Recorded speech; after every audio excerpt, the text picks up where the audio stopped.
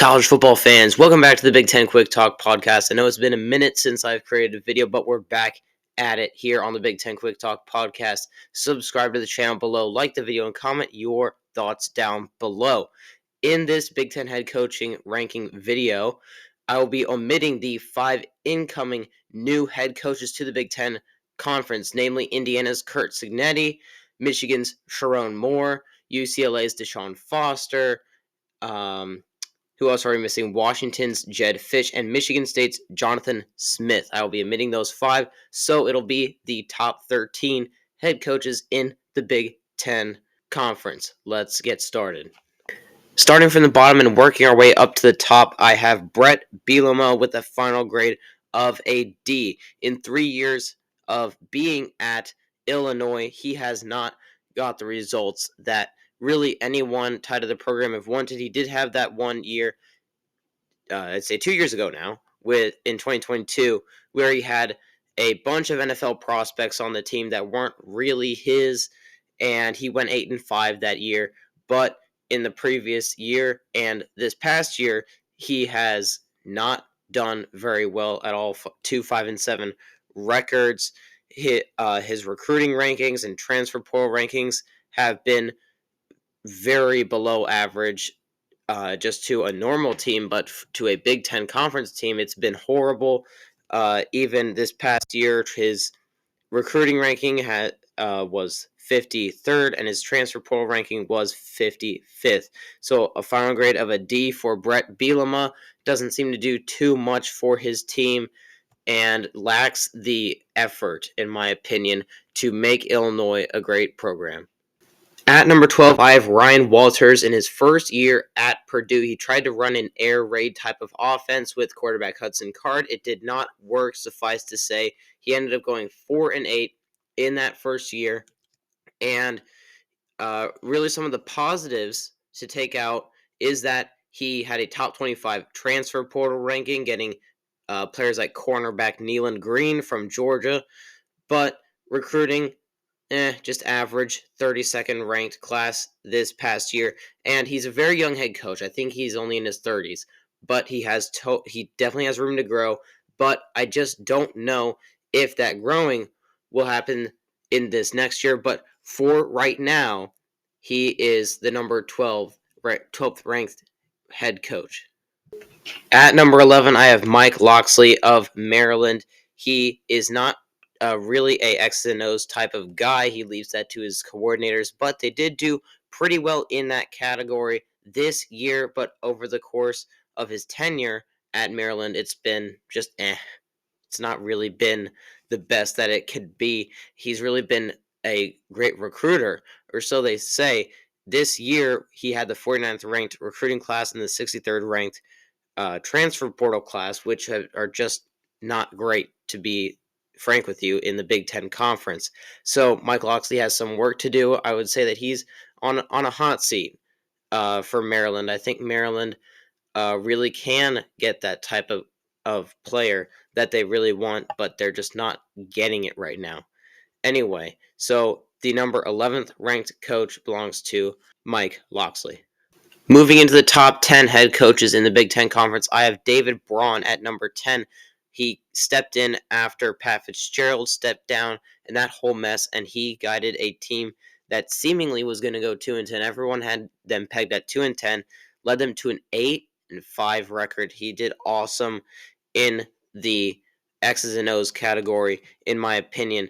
He just put a great brand of football out there, and he played the Big Ten brand to a successful point. He did not do great in recruiting, though, this past year, and that is a product of him being a first-year head coach and the program being in a bit of a tumult. So because he did not recruit very well, combined with very good on-field results, I give him a grade of a C. At number 9, I have Iowa's Kirk Ferentz, possibly the most overrated head coach in all of college football, much less the Big Ten Conference. He hasn't really recruited that well for having multiple 9-10 win seasons. Basically, he's been in the top 50, but that's no achievement. He has not really developed any talent except for really linebackers and tight ends. That's about it. And really, the on-field product has not been great. This past year, they were probably the luckiest team in the league. Let's be perfectly honest. They played Big Ten West crap teams, and that's not to slouch on anyone going forward. It's just the reality that teams like Nebraska had just the worst trouble with their quarterbacks. Teams like Illinois kept shooting themselves in their foot, you know, against Minnesota, the fair catch kerfuffle, they were just on the luckier side of things this past year. And I expect with a full Big Ten schedule, not a Big Ten West schedule, that Iowa will recede a bit, a very large bit, and really playing Tennessee in the bowl game really showed that, in my opinion, getting trounced. Their whole game is just to play field position, and even with guys like Cade McNamara coming back, I just don't see it. I don't think that they've even hired an offensive coordinator at this point. Their transfer portal classes really haven't been all that special. They did get five-star Caden Proctor, but does that move the needle very much? I have him at a C plus. At number 8, I have PJ Fleck. I had trouble with PJ Fleck. I didn't really know where to put him, but I do see his teams have been gradually receding. Now they had a 6-7 record. They were 5-7 before their bowl game, and really, their talent acquisition hasn't been great. They really don't even have that many top 50 classes. Only this past year they had a top 50 class, and the on-field product it's been always very solid with PJ Fleck, and he brings that energy. But at the same time, it's been getting progressively worse and worse as the seasons progress with PJ Fleck. He's going to have to make a major turnaround in order to climb up this list. At number 7, I have Rutgers head coach Greg Schiano. Greg Schiano has regularly now put together some very good on-field product. They led the Big Ten in rushing this past year, and I think they're getting that same rusher back that said it all. And the on-field product has been great. I think that they benefit the most out of getting a fulsome Big Ten schedule instead of a Big Ten East schedule. That way they don't have to play Ohio State, Michigan, Penn State every year. And I really think that they're a team that can get to 7 or 8 wins this next year. They have been able to put together some decent portal classes, and recruiting's just meh, which is what's keeping them down. But I think Greg Schiano has his program headed in the right place. I have his final grade as a B minus. At number 6, I have Nebraska's head coach, Matt Rule. Now, Matt Rule's on-field product was shaky at best. They definitely improved their defense. They were a top 15 defense this past year, but he did swing and miss at the quarterback spot with Jeff Sims, and they had 28, I think, turnovers at the quarterback position this past year, which is really unacceptable, and that was really what lost them basically all their games. Except for the Michigan game, it was a quarterback's mistake that cost them the game. Now, that being said, you cannot deny that Matt Rule has been an excellent recruiter. This is some of the problem with some of the earlier coaches is that, like David Braun, when he came into Northwestern, he couldn't acquire talent to save his life in a rebuilding program. Matt Rule, on the other side, has been way above the expectation when rebuilding this program. 2 straight top 25 classes, and we all know that Nebraska is one of the best football towns, and they have plenty of resources as well. So it's not hard to get recruits there, but getting that crown jewel in Dylan Raiola really does help the Cornhuskers going forward. The best arm talent out of this class of football players, and he will be most likely starting right away. So you can't deny that the future is bright in Lincoln with Matt Rule, but because of past year's on-field disasters, he is no higher than a B. Starting with our top 5 Big Ten head coaches, I have Luke Fickell of Wisconsin. Luke Fickell had a bit of a rough stretch this past year. I think everyone pegged them as a lot of people had them pegged as doing better than what they did. They did come out and they got to play LSU in the bowl game. They had a winning record, but that's beside the point because they had a couple really ugly losses. And though they are like Nebraska in that they had a top 25 recruiting class, they had a top 25 transfer portal class, including getting the best linebacker in Tackett Curtis in the transfer portal. So I think that Luke Fickell is really good at acquiring talent as well, and he's going to be able to run a pass-heavy offense, getting Tyler Van Dyke in at quarterback. So I think Luke Fickell with a B grade gets the number 5 spot. At number 4, I have Penn State's James Franklin. Now, the on-field product could be a little bit better with the talent that they have, but because James Franklin has brought that talent in, that's given them a chance to play up to these big-time schools like Ole Miss, Michigan, Ohio State, just going back to last year. And really, James Franklin's got to be able to execute in those games.